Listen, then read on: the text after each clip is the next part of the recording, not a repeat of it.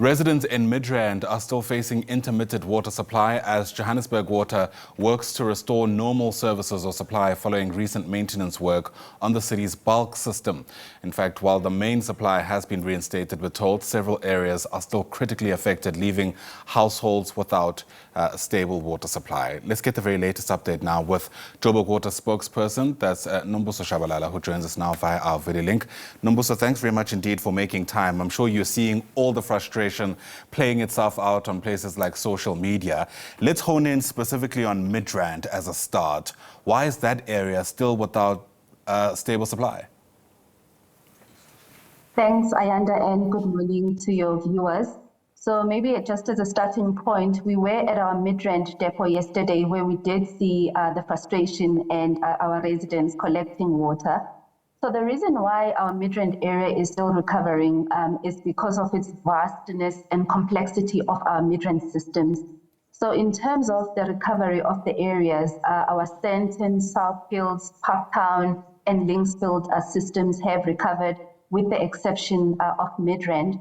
However, as of this morning, we've received reports of more and more areas now receiving water supply, although some still with low water pressure. Those without any supply, how long should they anticipate to keep waiting? Sure. So what we communicated to residents ahead of the maintenance is that we said after Rand Water completes its maintenance, it does take our system a minimum of 3 to 5 days for full recovery. So we are on day 4, and yesterday the city manager did announce that within 24 to 48 hours, more and more, the majority of our residents in the Midrand area should be receiving our water supply. Yeah. Tell us a bit more about the kind of maintenance that you've had to carry out. I mean, we've spoken to many people who've suggested that part of what makes the system very vulnerable is that we're not doing enough maintenance. Is this the kind of work that we're likely to see in the weeks ahead? And if so, what are the long-term benefits? So remember, Ian, that this is a Rand Water maintenance, which they have been doing in Gauteng, and the city of Johannesburg is one of the metros that were impacted. And planned and proactive maintenance is a good thing, although the frustration is for now, but the benefits are quite long term. With this type of maintenance, we do expect to see an improvement in our infrastructure, reliability, and functioning over the long term. Yeah. One of the issues, and there are many that are often highlighted, is questions around leakages, which in some instances leads to outages that are unplanned. And I think it's important to make that distinction that this is, at least as I understand it, an outage that was planned and we can explain it. But there are instances where without Rand Water's officials having it planned, people don't have water coming out of their taps. So how much of an issue is that still? These leakages, which we're told can lead up to almost half of the supply being lost before it even reaches our homes. Sure. I think I like the distinction you make between this Rand Water plant maintenance and then also issues that we deal with on a municipal level. We do have a problem of non-revenue water, as you have alluded to, in terms of leakages, but we are addressing those problems, such as improving our turnaround times. For example, if a burst pipe is reported. Another ways in which we lose water is through our infrastructure vandalism, where you find people have connected illegally to the city's water network. And in that way, that's how we also lose a lot of water. But in terms of Johannesburg Water, we are addressing the issue of non-revenue water, which you've referred to as leakages in the system. How bad is it looking at this stage? I mean, the last time we checked, like I mentioned, it was quite the hurdle to try to get over. It's, the issue of non-revenue water is a challenging one for us as Johannesburg Water. In terms of percentages, it's close to 50%. But as I've alluded to, we do have various technical interventions in which we are addressing non-revenue water and water losses in general in our system. Okay. Is there any indication of when you're likely, do you think, to have resolved an issue like that, given the complexities? So in terms of the non-revenue water, the interventions are ongoing. So I can't say by this date we would have resolved it, but the improvements are progressive. So what I can say for now is that it's an issue that's being addressed regularly. Okay. Can residents anticipate similar maintenance work in the weeks ahead? So as we had communicated to residents, Rand Water is undertaking this planned maintenance in phases.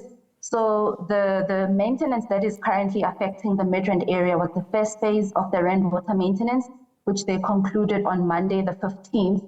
The second leg of the maintenance starts from the 19th of December until the 21st, and that maintenance is going to affect largely parts of Soweto and the Lenasia areas.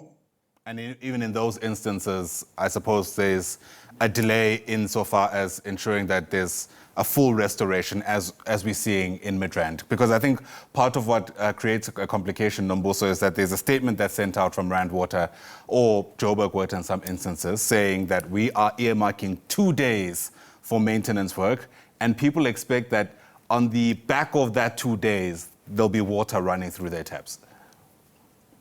So that's quite understandable, Ayanda, because if Rand Water says our maintenance, like this one that has been affecting Midrand, starts on the 13th up until the 15th, so residents automatically will think on the 15th, then water will return. However, water systems work quite differently, for example, to electricity, where it's a flip of a switch. So how it works for us is Rand Water concludes maintenance, and our systems, which is our reservoirs and towers, do need time to recover because they would have been depleted of supply that has been in the reservoirs and towers. That's why the maintenance or the recovery is quite progressive. All right. The sense I also get in the work that we do is that sometimes the language goes over people's heads and it's much harder, I suppose, to explain it in layman's terms. And I wonder, as we look into the new year, whether there could be any kind of plans to communicate more simpler, if at all that's possible, without downplaying, of course, some of the complexity, which I understand, cannot be overstated. Sure. I mean, we do get those comments from residents that they would appreciate it if it's explained in layman terms. And we are having various awareness campaigns on the ground with various communities, working with ward councillors. And also we do have certain partnerships with the media lined up, such as the SABC, where we are partnering with radio stations where we would explain these terms in vernac that people would really understand. So there are plans in place in terms of how do we explain these terms simply, but without downplaying the importance. Yeah. It's interesting that you made a reference to electricity. I mean, we've often been told that after the electricity crisis, the next crisis we might have is got to do with the provision of water. And I wonder where you're sitting, Nombuso, whether you reckon that's a fair assessment or not, given some of the unplanned outages we've seen in the year gone by and some of the critical work that still needs to be done on the infrastructure. So I think I can speak for the city of Johannesburg. I think we've always mentioned that our infrastructure is aged. We do need new infrastructure. We do need to renew the infrastructure that we have. And up until we do that, we will see breakdowns in our infrastructure, unplanned maintenances. So we do need to renew our infrastructure, and we do need to replace our aging pipelines in order for so that we don't have interruptions in our water supply. So what's the holdup? So it's a number of factors, Ayanda. A big part of it is budget, right? So we have a turnaround plan that was approved by council last year in July. We are in the first year of its implementation, and a lot of what is coming out is that we need budget in order to address our infrastructure challenges. We've started doing that with construction of new reservoirs and tower. As an example, we've constructed a reservoir and tower in Brixton, and we have constructed a tower in the Midrand area in Midrand. So we need to do a lot of that in order for us to meet the demands and in order for us to ensure uninterrupted supply of water to our residents. All So right. a lot of it is our resources. Which sounds to me like we could possibly see higher water tariffs? Not necessarily, Ayanda. I don't think so, because we wouldn't make our residents pay for that. So I wouldn't say that would be a fair assessment. It wouldn't be fair to customers. All right, we'll hold you to that. Nombuso Shabalala, thanks very much indeed for speaking to us. Appreciate the update. Of course, there's a lot of frustration, as you can imagine, around the provision of water in and around the city of Johannesburg. Part of it is because of this necessary maintenance work that is underway. But as you heard from Nombuso Shabalala, there are also structural issues that are yet to be addressed, we're told, partly because of budgetary constraints.